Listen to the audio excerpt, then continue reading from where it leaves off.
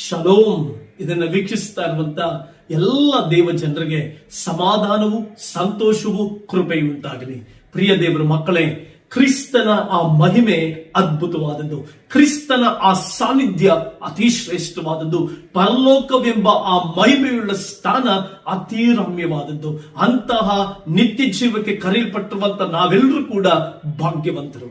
ಪ್ರಿಯ ದೇವ ಜನವೇ, ಕಲ್ವಾರಿ ಶಿಲುಬೆಯಲ್ಲಿ ಕರ್ತನಾಗಿರುವಂತ ಯೇಸು ಕ್ರಿಸ್ತನು ತಾನು ಒಬ್ಬಂಟಿಗನಾಗಿ ಆ ಶಿಲುಬೆ ಮೇಲಿರುವಾಗ ತಂದೆಯೇ ನನ್ನನ್ನು ಯಾಕೆ ಕೈ ಬಿಟ್ಟಿದ್ದೀ ಎಂಬುದಾಗಿ ಬೋರ್ಗರದ ಸ್ವರವು ಕೇಳಿಸುವುದನ್ನು ನಾವು ಕಾಣ್ತೇವೆ. ಆತನ ಸ್ವರದಲ್ಲಿ, ಆತನ ಆ ಮಾತಿನಲ್ಲಿ ಅದ್ಭುತವಾದ ಶಕ್ತಿ ಇತ್ತು. ಆತನ ಮಾತಿನಲ್ಲಿ ಅತಿಶಯವಾದ ಶಕ್ತಿ ಇತ್ತು. ಪ್ರಿಯ ದೇವರ ಮಕ್ಕಳೇ, ನನ್ನನ್ನ ಯಾಕೆ ಕೈ ಬಿಟ್ಟಿ ಎಂಬ ಆ ಒಂದು ಆಕ್ರಂದನ, ಆ ಒಂದು ವೇದನೆ, ಆ ಒಂದು ಕ್ರಿಸ್ತನ ಆ ಹೃದಯಂಗಮವಾದಂತ ಆ ಪ್ರೀತಿಯಿಂದ ಬಂದಂತ ಮಾತು. ತಂದೆಯಾದ ದೇವರೇ ನನ್ನನ್ನು ಯಾಕೆ ಕೈ ಬಿಟ್ಟಿದ್ದೆ ಅಂತ ಬೋರ್ಗರದ್ರಲ್ಲ. ಕಾರಣ ಆದ್ರೂ ಯಾಕೆ ಯೇಸು ಸ್ವಾಮಿ ಆ ರೀತಿ ಕೂಗಿದ್ರು? ಯಾಕೆ ಆ ರೀತಿ ಕೂಗುವಂತ ಸಂಭವ ಆದ್ರೂ ಯಾಕೆ ಬಂತು? ತನಗೆ ಗೊತ್ತಿತ್ತಲ್ವಾ, ಶಿಲುಬೆ ಮೇಲೆ ನಾನು ಸಾಯ್ಬೇಕೆಂಬುದಾಗಿ ಗೊತ್ತಿತ್ತು. ಶಿಲುಬೆ ಮೇಲೆ ತಾನು ಪ್ರಾಣ ಕೊಡಬೇಕೆಂಬುದಾಗಿ ಗೊತ್ತಿತ್ತು. ಶಿಲುಬೆಯಲ್ಲಿ ಪ್ರತಿ ಮನುಷ್ಯನ ಆ ಪ್ರೀತಿ, ಪ್ರತಿ ಮನುಷ್ಯನ ಆ ಒಂದು ಬಿಡುಗಡೆಗಾಗಿ ನಾನು ಯಜ್ಞ ಆಗಲೇಬೇಕೆಂಬುದಾಗಿ ಗೊತ್ತಿದ್ರು ಕೂಡ ಯಾಕೆ ಯೇಸು ಆ ರೀತಿ ಪ್ರಾರ್ಥಿಸಿದ್ರು? ಪ್ರಿಯ ದೇವರ ಮಕ್ಕಳೇ, ಕಲ್ವಾರಿ ಶಿಲುಬೆಯಲ್ಲಿ ಆತನು ಆಕ್ರಂದನದಿಂದ ಕೂಗಿದ. ತನ್ನ ಜನರಿಗೋಸ್ಕರವಾಗಿ ಸಂಪಾದಿಸಿಕೊಳ್ಳಬೇಕಾಗಿದ್ದಂತ ನರಕದಿಂದ ಜನರನ್ನ ಬಿಡಿಸುವುದಕ್ಕಾಗಿ, ಆ ನಾಶ ಲೋಕದಿಂದ, ಆ ಮರಣಾವಸ್ಥೆಯಿಂದ ಜನರನ್ನ ಬಿಡಿಸುವುದಕ್ಕಾಗಿ ತಾನು ಶಿಕ್ಷೆಯನ್ನು ಅನುಭವಿಸಿದ. 2 ಕಾರ್ಯಗಳಿಗಾಗಿ ಯೇಸು ಆ ರೀತಿ ಕೂಗಿದ ಉದ್ದೇಶವಾದರೂ ಏನು ಗೊತ್ತಾ?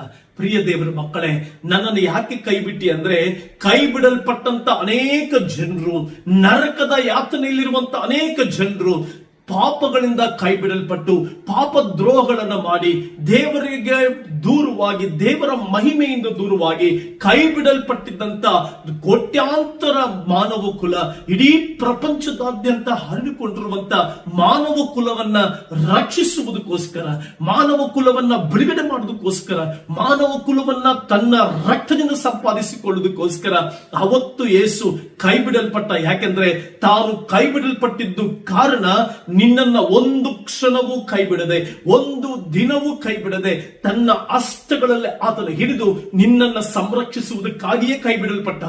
ಆತನು ನಿನ್ನನ್ನ ಸಂರಕ್ಷಿಸುವುದಕ್ಕಾಗಿ ಆ ದಿನ ಕೈ ಬಿಡಲ್ಪಟ್ಟ. ಆತನು ಕೈ ಬಿಡಲ್ಪಟ್ಟಿದ್ದು ಒಂದೇ ದಿನ. ನಿನ್ನ ಆ ಒಂದು ದಿನ ದೇವರಿಂದ ಕೈ ಬಿಡಲ್ಪಟ್ಟು ಕಲ್ವಾರಿ ಶಿಲುಬೆ ಮೇಲೆ ತನ್ನ ಪ್ರಾಣವನ್ನ ಯಜ್ಞವಾಗಿ, ತ್ಯಾಗವಾಗಿ ಅರ್ಪಿಸಿದ ಕಾರಣ ನಿನ್ನನ್ನ ಒಂದು ದಿನವೂ ಕೈ ಬಿಡದೆ, ನಿನ್ನನ್ನ ಒಂದು ದಿನವೂ ಮರೆಯದೆ, ನಿನ್ನನ್ನ ಒಂದು ದಿನವೂ ತನ್ನ ರೆಕ್ಕೆಯ ಮರೆಯಲ್ಲಿ ಆತನು ಇಟ್ಟುಕೊಂಡು ಆಶೀರ್ವದಿಸುವುದಕ್ಕಾಗಿ ಆತನು ಕೈ ಬಿಡಲ್ಪಟ್ಟ. ಪ್ರಿಯ ದೇವರ ಮಕ್ಕಳೇ, ನೀವು ಇವತ್ತು ಯೋಚಿಸ್ತಾ ಇದ್ದೀರಾ, ನಾನು ಯಾಕೆ ಕೈ ಬಿಡಲ್ಪಟ್ಟಿದ್ದೇನೆ? ನಾನು ಅನೇಕರಿಂದ ಕೈ ಬಿಡಲ್ಪಟ್ಟಿದ್ದೇನೆ, ಮನುಷ್ಯರಿಂದ ಕೈ ಬಿಡಲ್ಪಟ್ಟಿದ್ದೇನೆ, ಜನರಿಂದ ಕೈ ಬಿಡಲ್ಪಟ್ಟಿದ್ದೇನೆ, ನನ್ನ ಗಂಡನಿಂದ ಕೈ ಬಿಡಲ್ಪಟ್ಟಿದ್ದೇನೆ, ನನ್ನ ನೆರೆಹೊರೆಯವರಿಂದ ಕೈ ಬಿಡಲ್ಪಟ್ಟಿದ್ದೇನೆ, ನನ್ನ ಸ್ವಜನರಿಂದ ಕೈ ಬಿಡಲ್ಪಟ್ಟಿದ್ದೇನೆ, ನನ್ನ ಪ್ರೀತಿ ಪಾತ್ರರಿಂದ ಕೈ ಬಿಡಲ್ಪಟ್ಟಿದ್ದೇನೆ ಎಂಬುದಾಗಿ ಯೋಚಿಸ್ತಾ ಇದೆಯಾ?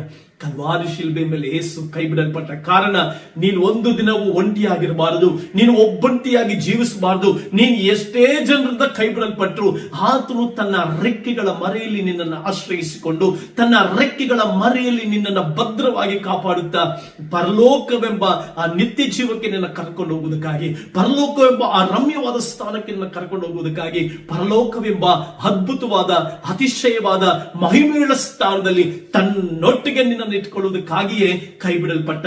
ನೀನು ಯಾವತ್ತಾದ್ರೂ ಒಂದು ದಿನ ನಾನು ಕೈ ಬಿಡಲ್ಪಟ್ಟಿದ್ದೇನೆ ಎಂಬುದಾಗಿ ಅನಿಸಿದ್ರೆ ಯೇಸು ಹೇಳಿದ ಈ ಮಾತನ್ನ ಜ್ಞಾಪಿಸ್ಕೋ. ತಂದೆ ಯಾಕೆ ನನ್ನನ್ನು ಕೈ ಬಿಟ್ಟಿದ್ದಿ? ಅದರ ಅರ್ಥ ಅವರು ಶಿಲುಬೆಯ ಮೇಲೆ ಕೈ ಬಿಡಲ್ಪಟ್ಟಿದ್ದು ನಿನ್ನನ್ನು ಒಂದು ದಿನವೂ ಕೈ ಬಿಡದೆ ನಿನ್ನ ಮುನ್ನಡೆಸುವುದಕ್ಕಾಗಿ. ಅದಕ್ಕೆ ಯಾರಾದ್ರೂ ನಿನ್ನ ಕೈ ಬಿಟ್ಬಿಡ್ತಾರ, ಎಲ್ಲಾದ್ರೂ ನಿನ್ನ ಕೈ ಬಿಟ್ಬಿಡ್ತಾರೆ ಎಂಬುದಾಗಿ ನಿನ್ನ ಮೇಲೆ ಕಣ್ಣಿಟ್ಟು ಯೆಶಾಯನು ಬರೆದ ಪ್ರವಾದ ಗ್ರಂಥದಲ್ಲಿ ಅವರು ಈ ರೀತಿ ಬರೆದ್ರು, ಇಗೋ ನನ್ನ ಅಂಗೈಗಳಲ್ಲಿ ನಿನ್ನನ್ನು ಚಿತ್ರಿಸಿಕೊಂಡಿದ್ದೇನೆ. 2 ಮೊಳೆಗಳು ಜಡಿಸಿಕೊಂಡಂತ ಯೇಸು ಆ ಮೊಳೆಗಳ ಗಾಯದಲ್ಲಿ ನಿನ್ನನ್ನು ಅಡಗಿಸಿಟ್ಟುಕೊಂಡಿದ್ದಾರೆ, ತನ್ನ ಅಂಗೈಯಲ್ಲಿ ನಿನ್ನನ್ನು ಚಿತ್ರಿಸಿಕೊಂಡಿದ್ದಾರೆ. ಭಯ ಪಡಬೇಡ, ನೀನು ಆತನ ಸಮ್ಮುಖದಲ್ಲಿ ಯಾವಾಗಲೂ ಇರುವಿ, ಆತನ ಕಣ್ಣೆದುರುಗಡೆ ನೀನಿರುವಿ. ಭಯ ಪಡದೆ ಮುನ್ನುಗ್ಗು. ದೇವರನ್ನ ಎಂದಿಗೂ ಕೈ ಬಿಡೋದಿಲ್ಲ. ದೇವರ ದೇವರು ಎಂದಿಗೂ ನಿನ್ನನ್ನ ಕೈ ಬಿಡದೆ ಮುನ್ನಡೆಸುವುದಕ್ಕಾಗಿಯೇ ಕಲ್ವಾರಿ ಶಿಲುಬೆಯಲ್ಲಿ ಕೈ ಬಿಡಲ್ಪಟ್ಟ. ಆತನು ಕೈ ಬಿಡಲ್ಪಟ್ಟಿದ್ದರಿಂದಲೇ ನೀನು ಇವತ್ತು ಕೈ ಹಿಡಿಯಲ್ಪಟ್ಟಿದ್ದೆ. ಆತನ ಕೈ ಬಿಡಲ್ಪಟ್ಟಿದ್ದರಿಂದಲೇ ಕಲ್ವಾರಿ ಶಿಲುಬೆಯಲ್ಲಿ ರಕ್ತ ಸೋರುವಂತ, ಗಾಯ ಹೊಂದಿದಂತ, ಮುಳ್ಳಿನ ಕಿರೀಟವನ್ನು ಅನುಭವಿಸಿ ತನ್ನ ದೇಹದ ಎಲ್ಲಾ ರಕ್ತವನ್ನು ನಿನಗಾಗಿ ಚೆಲ್ಲಿದ್ದಾರೆ, ನಿನಗೋಸ್ಕರವಾಗಿ ಚೆಲ್ಲಿದ್ದಾರೆ. ನಿನ್ನ ಕೈ ಬಿಡುವುದಕ್ಕಾಗಿ ಅಲ್ಲ, ಕೈ ಹಿಡಿಯುವುದಕ್ಕಾಗಿ. ನಿನ್ನ ಕೈ ಬಿಟ್ಟು ಆತ ನಿನ್ನನ್ನು ನಾಶನಕ್ಕೆ ನಡೆಸುವುದಕ್ಕಾಗಿ ಅಲ್ಲ, ನಿನ್ನ ಕೈ ಹಿಡಿದು ನಿನ್ನನ್ನು ನಾಶನದಿಂದ ಬಿಡಿಸಿ ಪರಲೋಕ ಕರ್ಕೊಂಡು ಹೋಗೋದಕ್ಕೋಸ್ಕರ.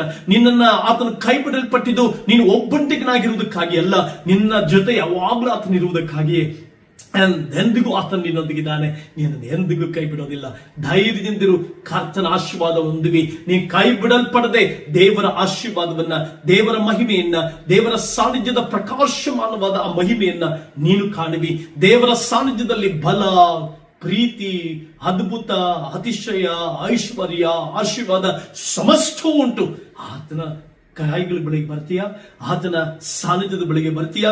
ಇದನ್ನ ಈ ವಾಕ್ಯ ಕೇಳಿಸ್ಕೊಳ್ತಾರಂತ ನೀನು ಹಿಂದೆ ಯೇಸುವಿನ ಪಾದದ ಬಳಿಗೆ ಬಾ, ಹಿಂದೆ ದೇವರ ಸಮ್ಮುಖಕ್ಕೆ ಬಾ, ಹಿಂದೆ ಯೇಸುವನ್ನ ನಿನ್ನ ರಕ್ಷಕನಾಗಿ ಸ್ವೀಕರಿಸಿಕೊ. ಹಿಂದೆ ಆ ದೇವರನ್ನ, ದೈವತ್ವವುಳ್ಳ ಮಹಿಮೆಯುಳ್ಳ ದೇವರನ್ನ ಹೃದಯದಲ್ಲಿ ಸ್ವೀಕರಿಸಿಕೊಂಡು, ಅಪ್ಪ ನನ್ನ ಜೀವಿತದಲ್ಲಿ ನೀನು ಕೈ ಬಿಡದೆ ನಡೆಸುವಂತೆ ಹೇಳು.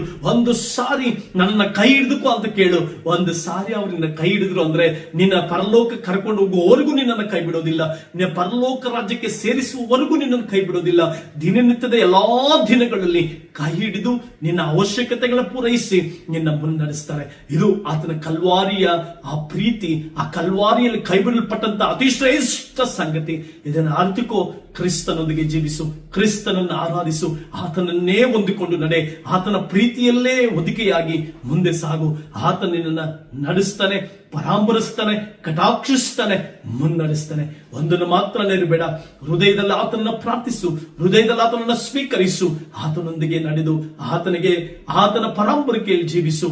ಆತನು ನಿನ್ನನ್ನ ಕೈ ಹಿಡಿದು ಮುನ್ನಡೆಸಿ ನಿನ್ನ ಜೀವಿತವನ್ನ ಆಶೀರ್ವಾದಕರವಾಗಿ, ಶಾಪದಿಂದ ಆಶೀರ್ವಾದಕರವಾಗಿ, ನಾಶನದಿಂದ ನಿತ್ಯ ಜೀವಕ್ಕೆ ನಡೆಸುವುದರ ಮೂಲಕ ತನ್ನ ಪ್ರತಾಪ, ತನ್ನ ಮಹಿಮೆ ನಿಂತು ತೋರಿಸ್ತಾನೆ. God bless you.